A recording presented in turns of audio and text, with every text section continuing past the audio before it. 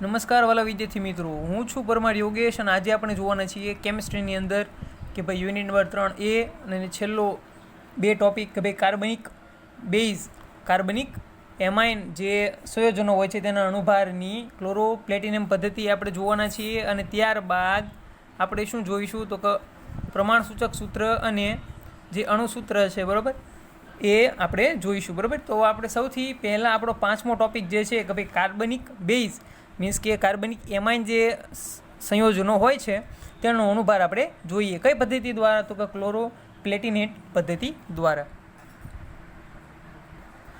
તો આપણો મુદ્દા નંબર 5 કે ભાઈ કાર્બનિક બેઝ, કાર્બનિક એમાઇનનો અણુભાર શોધવાની ક્લોરો પ્લેટિનેટ પદ્ધતિ. બરાબર, તો એની અંદર આપણે જોઈએ કે દર વખતે જેમ જે પ્રમાણે આપણે જોતા હતા એ જ પ્રમાણે કે ભાઈ આપણે અહીંયા આપણે જોઈશું કે ભાઈ સિદ્ધાંત અને સિદ્ધાંત બાદ પદ્ધતિ અને ત્યારબાદ ગણતરી. તો સૌથી પહેલાં આપણે સિદ્ધાંત જોઈ લઈએ. સિદ્ધાંત આવશે કે ભાઈ કાર્બનિક બેઝના ક્લોરોપ્લેટિનેટ જે ક્ષાર હોય છે તે પાણીમાં કેવો હોય છે? અદ્રાવ્ય હોય છે. શું છે કે ભાઈ કાર્બનિક બેઝના ક્લોરોપ્લેટિનેટ ક્ષાર પાણીમાં અદ્રાવ્ય હોય છે. જેમ આગળ પ્રમાણે કે ભાઈ જે કાર્બોક્સિલિક એસિડના જે સિલ્વર ક્ષાર હોય છે તે પાણીમાં અદ્રાવ્ય હોય છે, એ જ પ્રમાણે અહીંયા કે ભાઈ કાર્બનિક બેઝના ક્લોરોપ્લેટિનેટ ક્ષાર પાણીમાં અદ્રાવ્ય હોય છે. તો આપણે અહીંયા જોઈએ કે ભાઈ કાર્બનિક બેઝ જે હોય, બરાબર, તેને આપણે રૂપાંતરિત કરીએ અથવા તો તેની કેમિકલ રિએક્શન કરીએ અને આપણે શેમાં કન્વર્ટ કરીએ?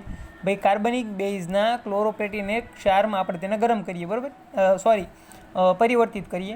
પરિવર્તિત કર્યા બાદ એને આપણે ગરમ કરીએ તો આગળ આપણને શું મળે?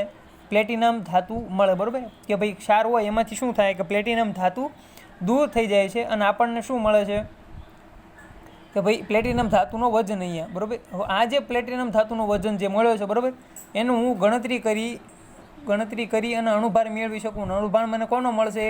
કાર્બનિક બેઝનો અણુભાર મળશે. બરાબર, આ જે સિદ્ધાંત છે તેની ઉપર આપણે આગળ કેમિકલ રિએક્શન્સ અને પદ્ધતિ આખી જોઈએ. તો આપણે પદ્ધતિ જોઈએ કે પદ્ધતિ છે કે ભાઈ કાર્બનિક બેઝનું HClમાં દ્રાવણ બનાવવામાં આવે. કાર્બનિક બેઝનું HClમાં દ્રાવણ બનાવવામાં આવે.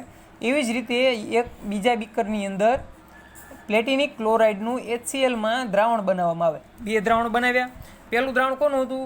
કાર્બનિક બેઝનું HClમાં દ્રાવણ બનાવ્યું. ત્યારબાદ બીજું દ્રાવણ બનાવ્યું પ્લેટિનમ ક્લોરાઇડનું HClમાં દ્રાવણ બનાવ્યું.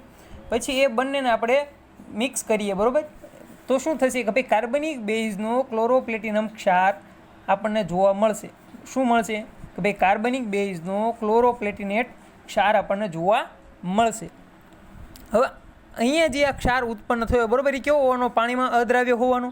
બરાબર, પાણીમાં અદ્રાવ્ય હોવાનો. તદુપરાંત એ અવક્ષેપ રૂપે મળશે. બરાબર, ક્લોરોપ્લેટિનેટ ક્ષાર જે હશે એ અવક્ષેપ રૂપે મળશે. તો આપણે શું કરીશું આગળ કે ભાઈ તેને ગાળી, એને શું કરીશું આપણે કે ભાઈ ફિલ્ટર પેપર જે હોય, બરાબર, એની વડે આપણે ગાળી પછી એને ગરમ પાણીથી ધોઈ અને પછી સૂકવીને હોટ એર કોન ઉપર, એટલે આપણને શું મળે કે ભાઈ એક ચોક્કસ ક્યુસિબલની અંદર એની અંદર લઈ એ અવક્ષેપને ક્યુસિબલની અંદર લઈ ગરમ કરીએ તો શું થાય કે ભાઈ પ્લેટિનમ ધાતુ મુક્ત થાય. હવે અહીંયા જે પ્લેટિનમ ધાતુ મુક્ત થાય એને શું કરીએ? વજન કરીએ, એની ગણતરી કરીએ તો આપણને શું મળે?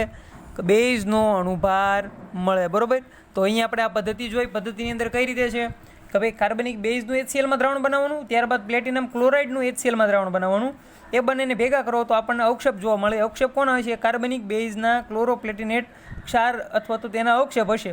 હવે આ જે અવક્ષેપ આવે છે તેને શું કરીએ કે ભાઈ એને આપણે ફિલ્ટર પેપર વડે ગાળી લઈએ. ત્યારબાદ એને ગરમ પાણીથી ધોઈ હોટ એર કોન ઉપર સૂકવી એક ચોક્કસ વજનવાળી ક્યુસિબલની અંદર એ અવક્ષેપને ભરી અને તેને આપણે ગરમ કરીએ તો શું થાય કે આગળ ત્યાં પ્લેટિનમ ધાતુના શું થાય કે ભાઈ જે પ્લેટિનમ ધાતુ મળે છે, બરાબર, તેને આપણે શું કરીએ કે તેનો આપણે વજન કરી નાખીએ, ગણતરી કરીએ તો આગળ બેઝનો અણુભાર આપણને મળે છે. બરાબર, તો આ થઈ ગઈ પદ્ધતિ. ત્યારબાદ આગળ આપણે ગણતરી કઈ રીતની છે તે આપણે જોઈએ. ગણતરી જોયા પહેલાં આપણે રાસાયણિક પ્રક્રિયા છે તેનો આપણે અભ્યાસ કરીએ તો કઈ રીતની છે કે ભાઈ RNH2 2 ટાઈમ્સ મીન્સ કે કાર્બનિક બેઝને લીધેલો છે RNH2 તરીકે. ત્યારબાદ ક્લોરોપ્લેટિનિક એસિડ લીધેલો છે H2PtCl6. બરાબર, એની કેમિકલ રિએક્શન કરીએ તો શું થાય છે? ભાઈ કાર્બનિક બેઝનો ક્લોરોપ્લેટિનેટ ક્ષાર બને છે. એટલે શું થશે કે આ બધું જે સંયોજન છે સીધું મિક્સ થઈ જશે. RNH2, બરાબર, 2 ટાઈમ્સ H2PtCl6. બરાબર, અને તેને આપણે ગરમ કરીએ તો પ્લેટિનમ ધાતુ આપણને અલગ મળે છે. અને ત્યારબાદ આ પ્લેટિનમ ધાતુ જે છે તેને આપણે શું કરીએ કે એનું વજન કરીને ગણતરી કરીએ તો આપણને શું મળી જતો હતો, આપણને અણુભાર મળી જતો હતો. તો સૌથી પહેલાં તો હવે આપણે ગણતરી જોઈ લઈએ. ગણતરીની અંદર અહીંયા આપણે બે મુદ્દાઓ ધ્યાનમાં રાખવાના છે. પહેલું તો કે લીધેલા ક્લોરોપ્લેટિનેટ ક્ષારનું વજન W ગ્રામ છે. ત્યારબાદ મળેલી પ્લેટિનમ ધાતુનું વજન કેટલું છે, X ગ્રામ છે. હવે જોઈએ કે કાર્બનિક બેઝનો તુલ્યભાર B હોય, બરાબર, તો શું થાય કે ભાઈ ક્લોરોપ્લેટિનેટ ક્ષારના જે બેઝિકતા હોય ને એ 2 હોય, બરાબર. સામાન્ય વસ્તુ છે કે ભાઈ કાર્બનિક બેઝનો તુલ્યભાર B હોય, જ્યારે ક્લોરોપ્લેટિનેટ ક્ષારની બેઝિકતા 2 છે, તો આપણે શું કરીશું, અહીંયા 2B કરીશું. મીન્સ કે ક્લોરોપ્લેટિનિક જે એસિડના જે તટસ્થીકરણમાં કાર્બનિક બેઝનો કેટલો ઉપયોગ થશે, 2 મોલ ઉપયોગ થશે, 2B વપરાશે, બરાબર. એટલે માટે શું, જો અહીંયા સમજાવેલું છે ભાઈ આ ક્લોરોપ્લેટિનિક એસિડ છે, બરાબર. હવે અહીંયા જુઓ કે ભાઈ કાર્બોક્સિલિક એસિડ છે, એટલે સોરી કાર્બનિક બેઝ છે, તો અહીંયા જુઓ કે 2 મોલ કોના વપરાયેલા છે, તો કે કાર્બનિક બેઝના. જ્યારે 1 મોલ કોનો વપરાયેલો છે, ક્લોરોપ્લેટિનિક એસિડનો. તો અહીંયા આપણે શું કરવું પડે, ટૂંકમાં 2B કરવું પડે, એટલું ધ્યાનમાં રાખવાનું. ત્યારબાદ જે બેઝના તુલ્યભારને ધ્યાનમાં લેતા જે ક્લોરોપ્લેટિનેટ ક્ષારનો અણુભાર જે આપણે શોધવાનો છે, તે અણુભાર શોધીએ તો કઈ રીતે મળે કે ભાઈ 2B પ્લસ 2H, અહીંયા જે 2H જે છે, બરાબર, તે 2H, ત્યારબાદ PT, આ PT, અને ત્યારબાદ 6Cl, આ 6Cl, બરાબર. અહીંયા જે RNH2 2 ટાઈમ છે તેને મેં B ગણી લીધો છે, અને અહીંયા 2 જે પાછળ હતા તેને આગળ કન્સિડર કર્યા છે, એટલે આવી રીતનું સમીકરણ મળ્યું. ત્યારબાદ અહીંયા 2B એમ નામ રહેશે પ્લસ 2. હવે અહીંયા હું શું કરીશ કે આ બધાના જે પરમાણુ ભાર છે હું તે લખીશ. તો પરમાણુ ભાર હું લખું તો કઈ રીતે થશે, હાઇડ્રોજનનો પરમાણુ ભાર 1, ત્યારબાદ જે PT છે તેનો પરમાણુ ભાર 195, અને ત્યારબાદ જે ક્લોરિન છે તેનો પરમાણુ ભાર 35.5 છે, બરાબર. હવે અહીંયા હું આ જે આંકડાઓ આપેલા છે, બરાબર, ગાણિતિક આંકડાઓ, તેની હું ગણતરી કરું તો મને કેટલી વેલ્યુ મળે, 2B પ્લસ 410 મળે, બરાબર. તો આ થઈ ગઈ મારી બેઝિક જે બેઝ જે છે, બરાબર, તેના તુલ્યભારને ધ્યાનમાં લઈને જે ક્લોરોપ્લેટિનેટ ક્ષારના અણુભાર જે મારે મેળવવા હતા, બરાબર, એ મને અહીંયા મળ્યા. કેટલા મળ્યા, તો કે 2B પ્લસ 410 ગ્રામ પ્રતિ મોલ મને અણુભાર મળ્યો. તો અહીંયા હું સીધું એવું લખી શકું કે ભાઈ અણુભાર કોનો, તો કે ક્ષારનો 2B પ્લસ 410 ગ્રામ અણુભાર અહીંયા આપણને મળ્યો, બરાબર. તો આ થઈ ગયો ક્ષારનો અણુભાર. તો હવે આપણે શું કરીશું કે જેમ આગળ જે પ્રમાણે કે ભાઈ તુલ્યભારના આધારે આપણે જે અણુભાર મેળવતા હતા, બરાબર, એને થોડુંક આપણે એક્સપાન્ડ કરીએ, બરાબર, અથવા તો શું કહીએ કે ભાઈ જે આપણો જે અણુભાર જે છે, બરાબર, એની અંદર તુલ્યભાર અને એની એસિડિકતા એ બંનેનો સંબંધ આપણે સમજાવતું જે સૂત્ર તારવીએ, બરાબર, જે આગળ તારવતા હતા એ પ્રમાણે આ સૂત્ર તારવીએ તો કઈ રીતના મળશે. તો આગળ જોઈએ કે જે ક્લોરોપ્લેટિનેટ ક્ષારનો અણુભાર હતો એના છેદમાં પ્લેટિનમનો પરમાણુ ભાર, અને ત્યારબાદ લીધેલા PTCl6 ક્ષારનું વજન છેદમાં મળેલી PT ધાતુનો વજન, બરાબર. તો એ આપણે લઈએ તો અહીંયા સીધું જ અહીંયા થાય કે ભાઈ ક્લોરોપ્લેટિનેટ ક્ષારનો અણુભાર કેટલો મળ્યો હતો, 2B પ્લસ 410, જ્યારે પ્લેટિનમનો પરમાણુ ભાર કેટલો છે, 195. ત્યારબાદ લીધેલી PTCl6 ક્ષારનું વજન કેટલું છે, તો કે W ગ્રામ છે, અને ત્યારબાદ જે PT ધાતુનું વજન છે તે X ગ્રામ કન્સિડર કર્યું હતું, બરાબર. તો અહીંયા આપણે શું કરીએ સીધું કે અહીંયા જે 195 છે, બરાબર, એને બરાબરની આ બાજુ લઈએ તો શું થશે, ગુણાકારમાં આવી જશે કે ભાઈ 2B પ્લસ 410 બરાબર W/X ક્રોસ 195, બરાબર. ત્યારબાદ આપણે શું કરીએ છીએ કે અહીંયા જે 2B છે તેને કરતા બનાવીએ સૂત્રનો, તો 410 આ બાજુ આવતો રહેશે, બરાબરની, એટલે 2B is equal to W/X cross 195 કાઉન્સ આખો પૂરો, અને ત્યારબાદ -410 થઈ જશે, બરાબર. હવે અહીંયા 2 જે છે, બરાબર, એને હું શું કરું છું, આ બાજુ લાવી નાખું છું. 2 અહીંયા ગુણાકારમાં છે, આ બાજુ આવશે એટલે ભાગાકારના સંબંધમાં આવી જશે, એટલે શું થશે કે B is equal to W/X cross 195/2 -410/2. હવે અહીંયા આપણે આની ગણતરી કરીએ, બરાબર, તો સીધું આપણને મળે કે ભાઈ તુલ્યભાર B બરાબર W/X ક્રોસ 195/2 અને ત્યારબાદ -205. તો આ થઈ ગયો આપણો તુલ્યભાર માટેનું સમીકરણ. હવે તુલ્યભાર માટેનું સમીકરણ મળી ગયું છે તો હું શું કરીશ, સીધું કે ભાઈ સીધો સેન્ટેન્સ મૂકીશ, અહીંયા મુદ્દો મૂકીશ કે ભાઈ કાર્બનિક બેઝનો અણુભાર, બરાબર, એટલે સીધું અહીંયા લખીશ કે અણુભાર બરાબર કાર્બનિક બેઝનો તુલ્યભાર એના ગુણ્યા એસિડિકતા. અહીંયા બેઝ છે, બરાબર, બેઝ છે એટલા માટે એસિડિકતા આવશે. જો એસિડ હોત તો ત્યાં બેઝિકતા આવે, એટલે સીધું જ હું અહીં લખીશ કે ભાઈ અણુભાર is equal to B cross B cross N, બરાબર. તો સીધું જ અહીંયા જે બી છે, બરાબર, તુલ્યભાર, તેની કિંમત અહીંયાથી હું મૂકું આ સૂત્ર આધારે, તો કાર્બનિક બેઝનો અણુભાર અહીંયા મળશે કે W/X ક્રોસ 195/2 કાઉન્સ પૂરો માઇનસ 205 આખો કાઉન્સ પૂરો ઇન્ટુ એન થઈ જશે ગ્રામ પ્રતિ મોલ. તો અહીંયા આપણને કાર્બનિક બેઝનો શું મળ્યો, અણુભાર મળી ગયો છે, બરાબર. અહીંયા જે સૂત્ર મળ્યું, હવે આ સૂત્રના આધારે આપણે એક એક્ઝામ્પલ જોઈ લઈએ. એક્ઝામ્પલ નંબર 3 છે કે ભાઈ એક ડાય એસિડિક કાર્બનિક બેઝના 0.98 ગ્રામ ક્લોરોપ્લેટિનેટ ક્ષારને ગરમ કરવાથી 0.39 ગ્રામ પ્લેટિનમ મળે છે. તો કાર્બનિક બેઝનો અણુભાર શોધો, બરાબર.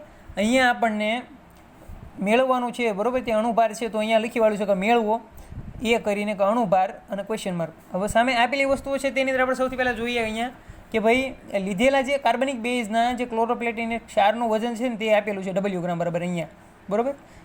તો ત્યાં આપ્યું છે આપણને 0.98 ગ્રામ્સ, બરાબર. ત્યારબાદ આગળ આપણે જોઈએ તો જે ઉત્પન્ન થયેલ પ્લેટિનમ ધાતુ જે છે, બરાબર, એની વેલ્યુ અહીંયા આપી છે 0.39 ગ્રામ, અને અહીંયા એન ડાયબેઝિક છે એટલા માટે થઈને 2 આવશે, n ઇઝ ઇક્વલ ટુ 2.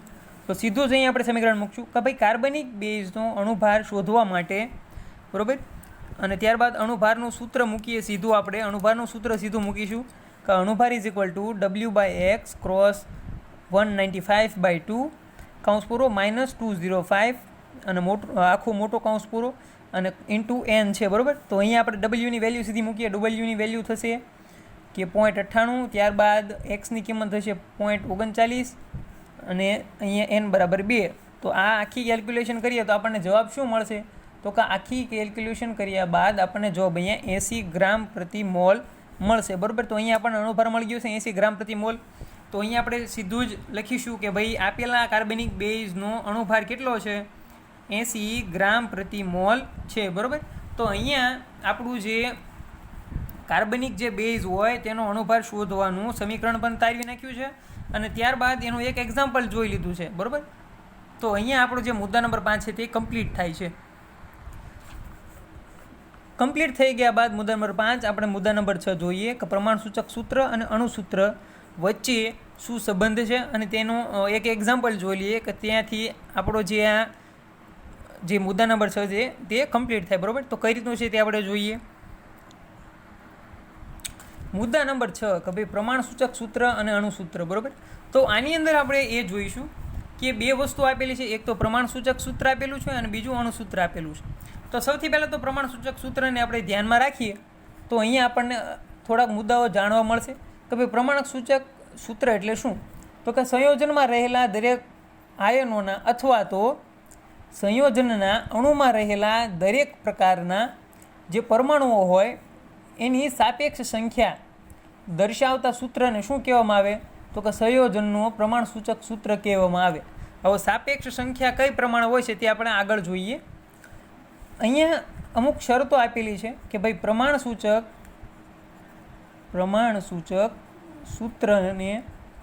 સૂત્ર માટે, બરાબર, શરતો આપેલી છે. કઈ રીતે છે તે આપણે જોઈ લઈએ.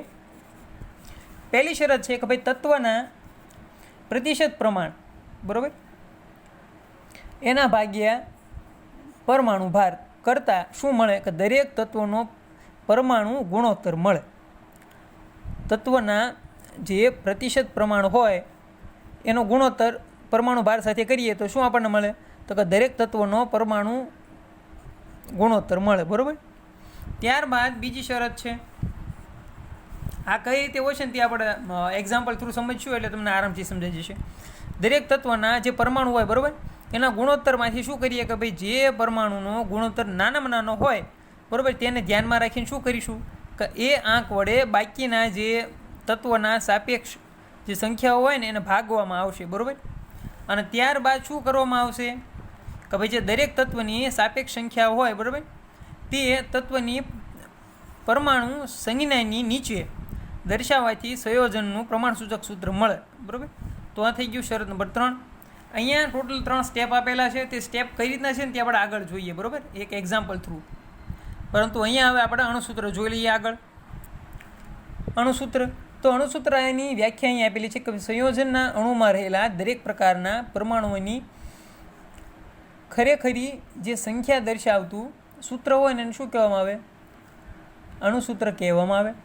હવે સંયોજનનું અણુસૂત્ર નીચે પ્રમાણે મેળવી શકાય છે અને સીધું જ અહીં આપ્યું છે સૂત્ર કે ભાઈ અણુસૂત્ર બરાબર પ્રમાણસૂચક સૂત્ર ઇન્ટુ એન આપેલું છે અને જે એન બરાબર શું છે? પૂર્ણાંક સંખ્યા છે.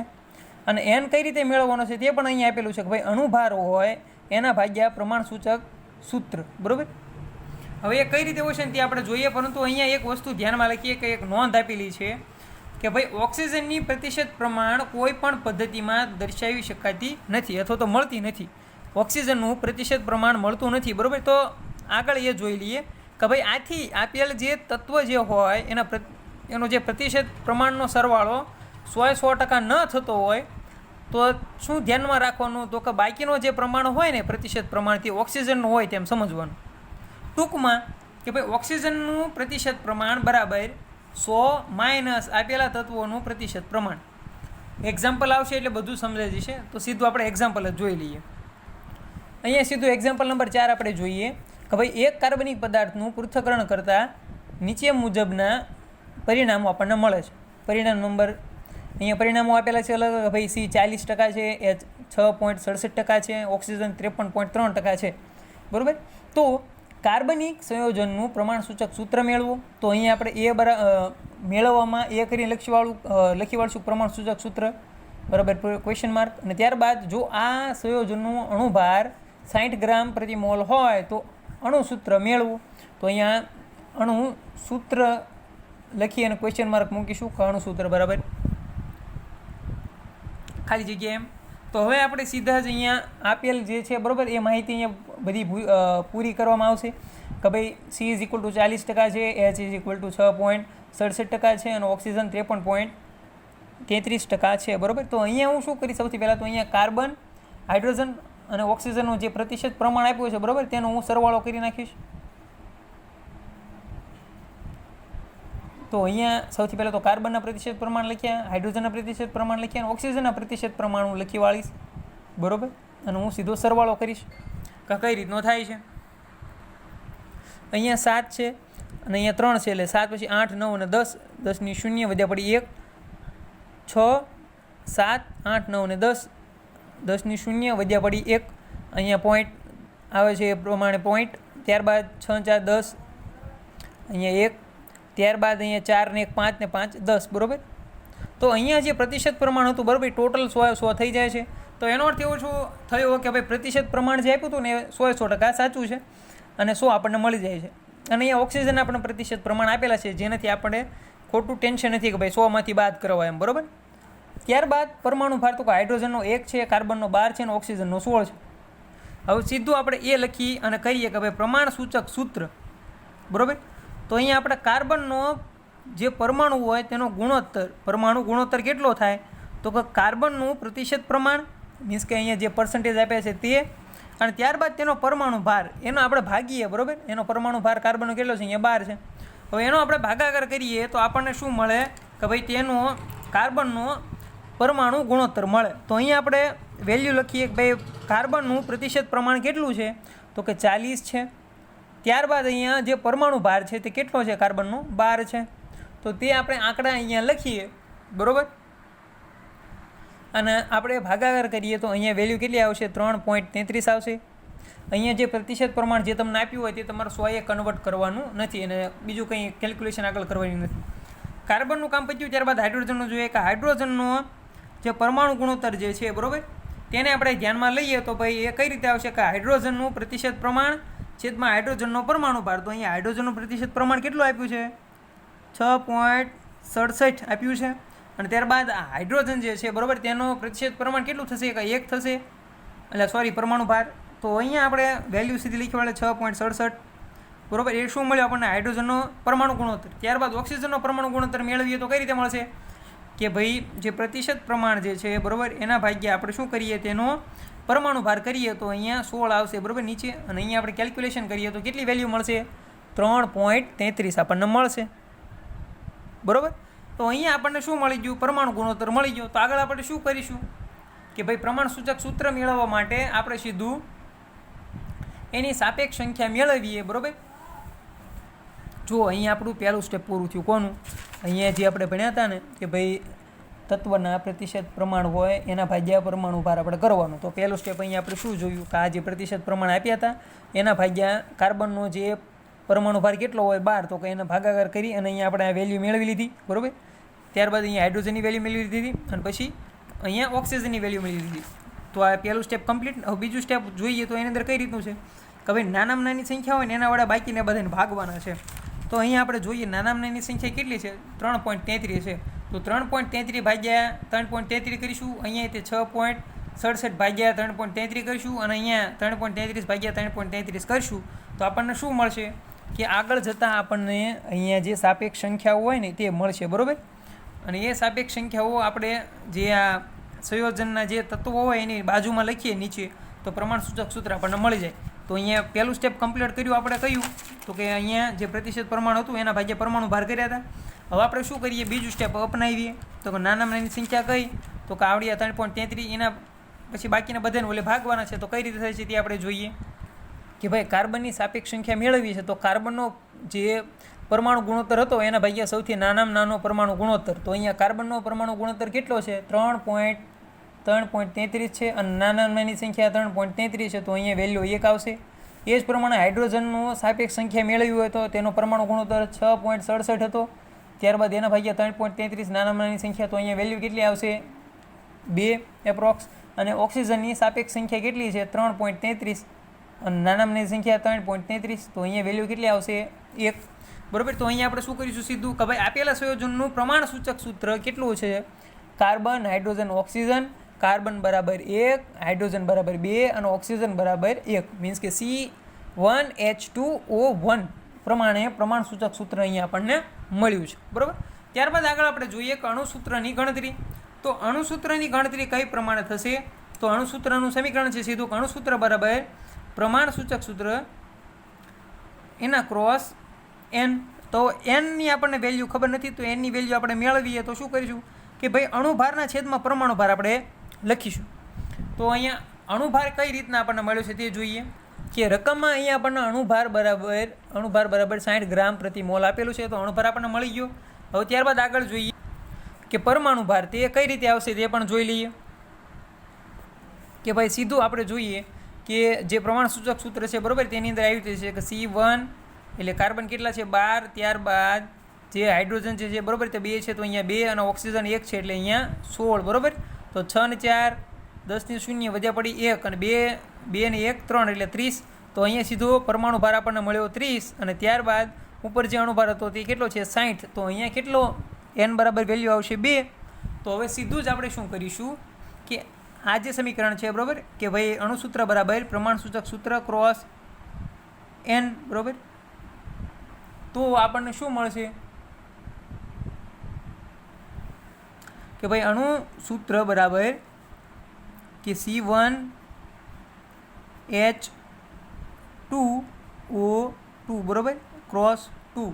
તો અહીંયા આપણને વેલ્યુ શું મળે? અણુસૂત્ર બરાબર C2H4O અહીંયા ઓક્સિજન 1 આવશે O2 બરાબર. તો આ આપણને અણુસૂત્ર મળ્યું. તો અહીંયા આપણે સીધું જ લખીશું કે ભાઈ આપેલા સંયોજનનું અણુસૂત્ર જે છે બરાબર આપેલા સંયોજનનું અણુસૂત્ર જે આપણે જે લાસ્ટમાં જે સેન્ટેન્સ લખીએ છીએ તે કે ભાઈ આપેલા સંયોજનનું અણુસૂત્ર કેટલું થશે? C2H4O2 અણુસૂત્ર છે બરાબર. તો અહીંયા આપણે જોઈએ કે ભાઈ મુદ્દા નંબર 6 કમ્પ્લીટ થાય છે. મુદ્દા નંબર 6 કમ્પ્લીટ થતાં સાથે સાથે જે આપણું કાર્બનિક સંયોજનના અણુભાર શોધવાની જે પદ્ધતિઓ હતી, પહેલી તો કે અણુભાર શું છે તે સમજ્યા. ત્યારબાદ વિક્ટર મેયર પદ્ધતિ, મુદ્દા નંબર 2. એની પછી આપણે જોઈએ કે ભાઈ સિલ્વર ક્ષાર પદ્ધતિ. ત્યારબાદ એમાં જે તુલ્ય ભાર હોય તેને ધ્યાનમાં રાખીને જે અણુભાર મેળવતા હતા તે. અને ત્યાર પછી જે ક્લોરોપ્લેટિનેટ પદ્ધતિ અને પ્રમાણસૂચક સૂત્ર અને અણુસૂત્ર વચ્ચે જે સંબંધ હતા. બરાબર, એમ ટોટલ આપણે 6 જે ટોપિક્સ ભણ્યા હતા તે અહીંયા કમ્પ્લીટ થાય છે. અને આપણું જે યુનિટ નંબર 3 એ છે તે પણ અહીંયા કમ્પ્લીટ થાય છે. બરાબર, થેન્ક યુ.